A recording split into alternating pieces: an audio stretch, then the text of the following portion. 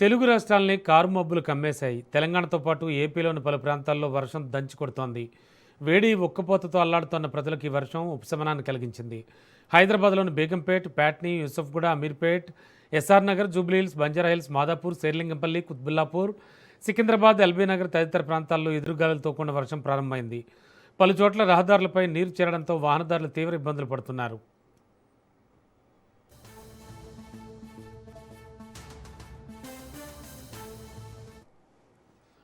భాగ్యనగర వాసులకు అధికారులు భారీ వర్షాల హెచ్చరిక జారీ చేశారు. ఈరోజు రాత్రి వరకు నగరంలో పలు చోట్ల భారీ వర్షాలు పడే అవకాశం ఉందని వాతావరణ శాఖ హెచ్చరించింది. ఈ నేపథ్యంలో ప్రజలు అప్రమత్తంగా ఉండాలంటూ నగర పోలీసులు సూచించారు. ఈ మేరకు హైదరాబాద్ సిపి సజ్జనార్ ప్రజలకు పలు సూచనలు చేశారు. అత్యవసర పరిస్థితి ఉంటే తప్ప ఇళ్ల నుంచి బయటకు రావద్దని, ప్రస్తుతం బయట ఉన్నవారు వర్ష తీవ్రత మరింత పెరగకముందే తమ పనులు ముగించుకుని సురక్షితంగా ఇళ్లకు చేరుకోవాలని కోరారు.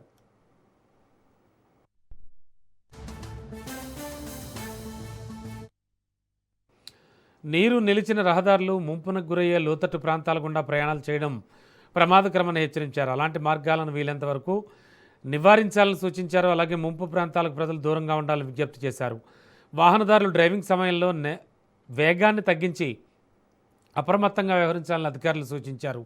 అత్యవసర పరిస్థితుల్లో మాత్రమే ప్రయాణాలు చేయాలని, ప్రయాణించే సమయంలో అన్ని రకాల భద్రతా జాగ్రత్తలు పాటించాలని తెలిపారు. వాతావరణ శాఖ హెచ్చరికలను దృష్టిలో ఉంచుకుని ప్రజలు అధికారుల సూచనలు పాటిస్తూ అప్రమత్తంగా ఉండాలని నగర పోలీసులు మరోసారి విజ్ఞప్తి చేశారు.